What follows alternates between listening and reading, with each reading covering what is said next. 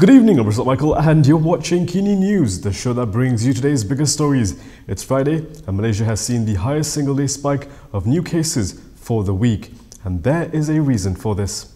Malaysia has recorded its highest number of new cases this week, with 217 new COVID-positive cases, bringing the total to 3,333. However, from that number, 827 have recovered from the illness to date, bringing the number of active cases that's still being treated to 2,453. Health Director General Dr. Nur Hisham Abdullah also announced 3 new deaths as of noon on Friday, bringing the death toll to 53. This is the second straight day of more than 200 new cases being reported. It is also the second highest daily increase of new cases. However, there is a reason for this. So this is not what we expected because, we expected the increased third wave is actually mid of April, basically from the imported cases. But for the slight increase to 218, normally we get about 140. This is because of our enhanced MCO.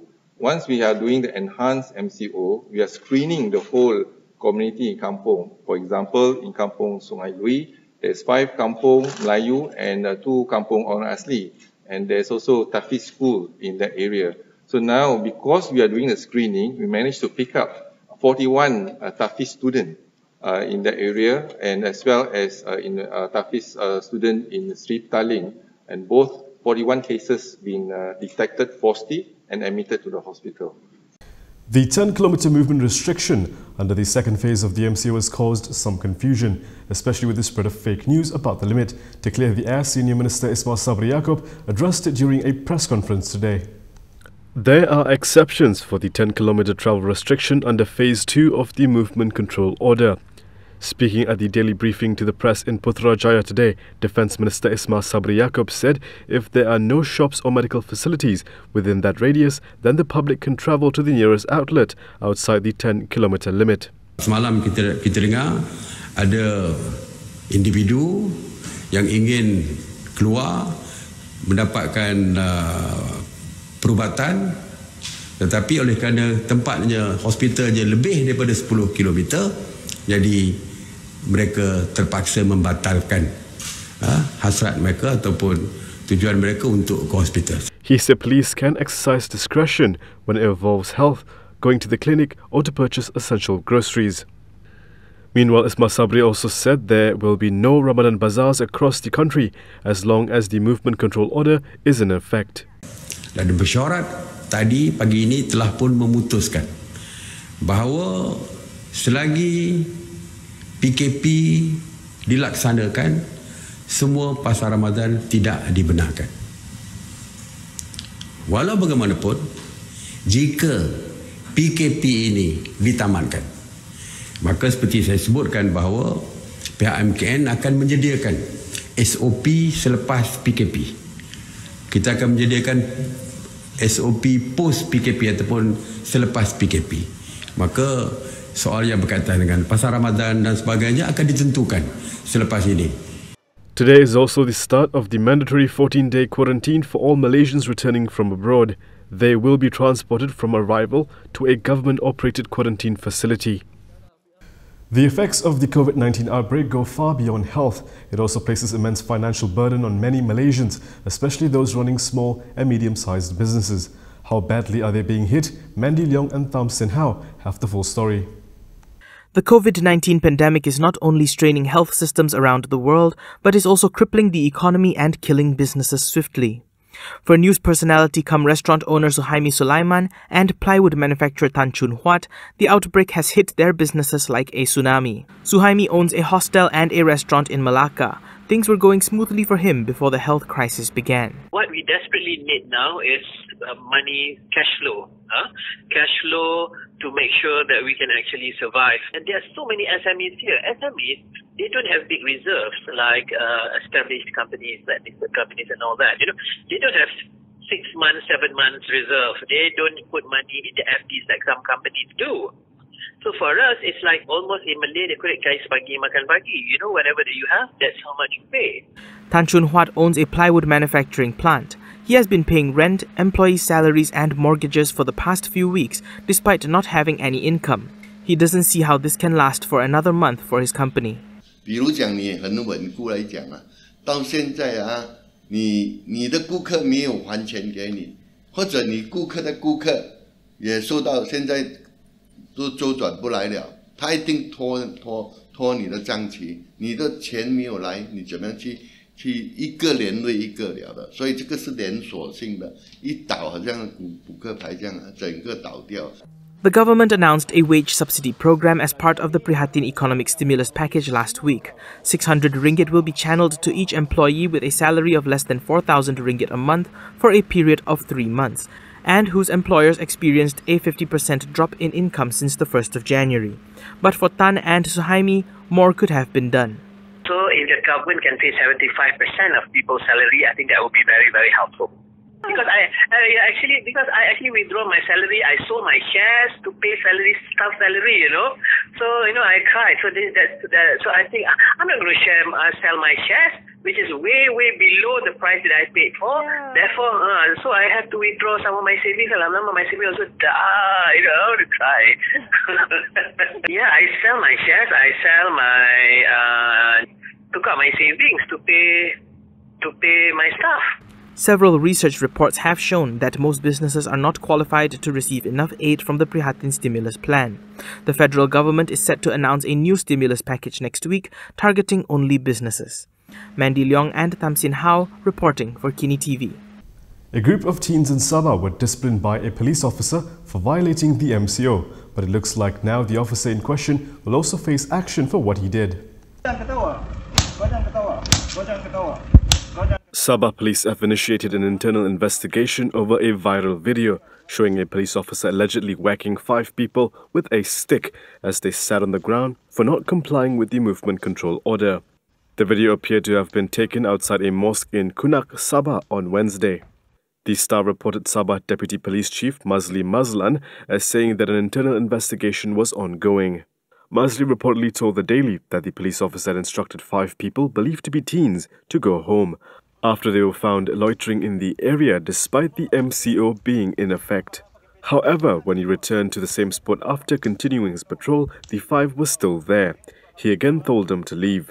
Mazli said the group responded by laughing and refused to budge, so the police officer was forced to take drastic action.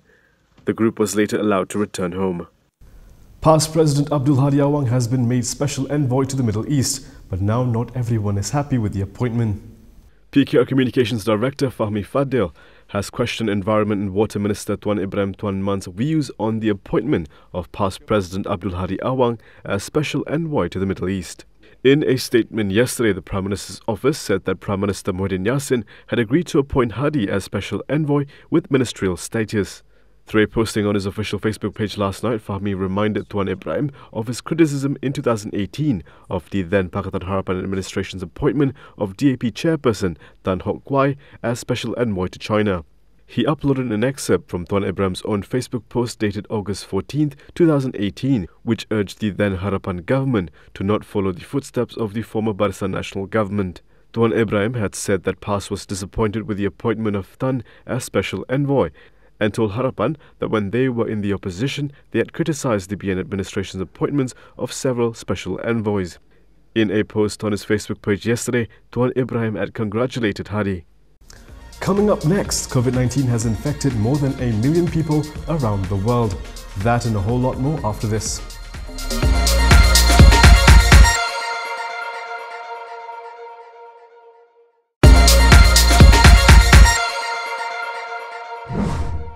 This story is brought to you by Blue Air. Over 1 million people have been infected by COVID-19 around the world, and the number is growing.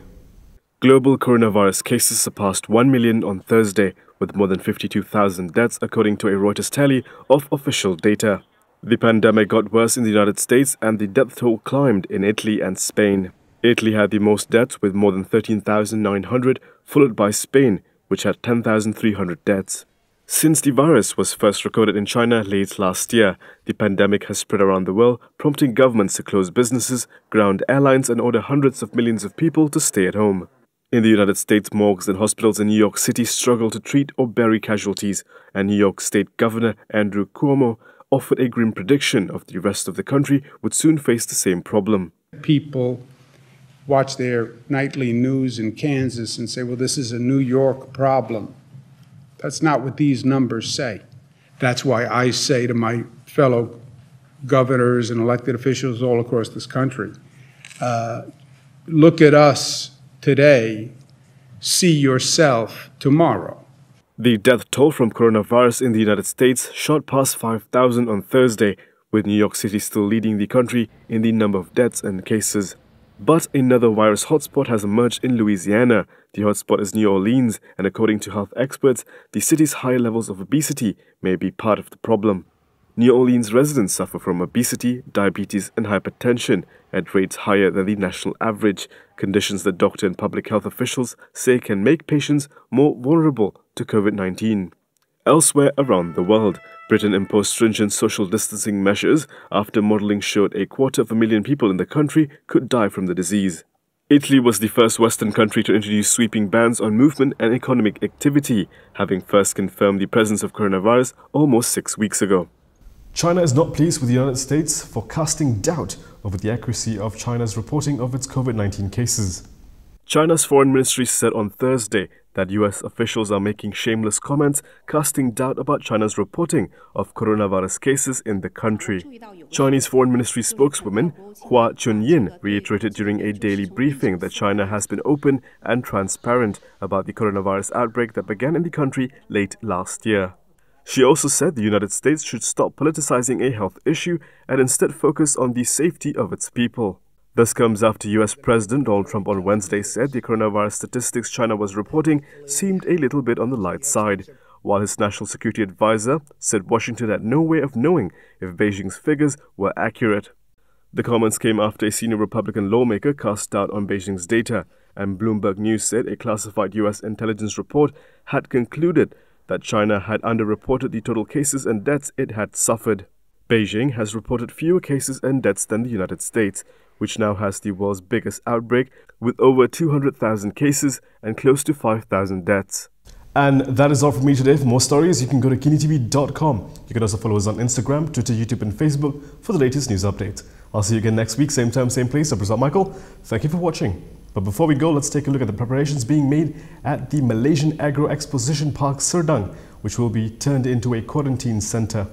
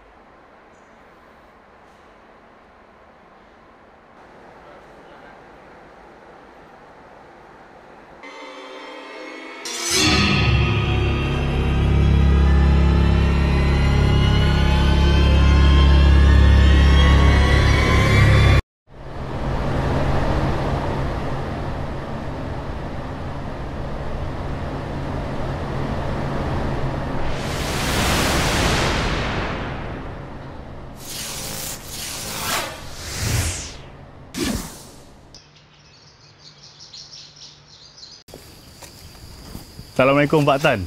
Waalaikumsalam. Kamu berdua ni daripada majalah mana ni? Ini kat kami.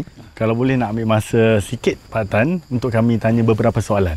Sekarang ni disebabkan ladang kelapa sawit macam Pak Tan ni, dah banyak orang hutan yang dah mati. Banyak binatang mati macam harimau, gajah disebabkan pembukaan ladang kelapa sawit. Apa cadangan kamu? Nak suruh saya musnahkan ladang sawit saya ni? Kamu tahu tak akibatnya akan lagi buruk nanti? Kelapa sawit ni sebenarnya adalah tanaman minyak sayuran yang paling berdaya saing di dunia. Kamu bayangkan, 1 hektar ladang sawit boleh menghasilkan antara 3 ke 4 tan minyak sawit. Minyak sayuran jenis lain, nak dapat 1 tan pun belum tentu. Ladang kelapa sawit sebenarnya boleh menghasilkan lebih kurang 3 kali ganda oksigen daripada hutan semula jadi. Jadi, apa benda yang kamu berdua mengarut ni? Ladang kelapa sawit ni lah yang membantu keluarga saya, keluarga orang-orang di kampung ni untuk keluar daripada kongkongan kemiskinan.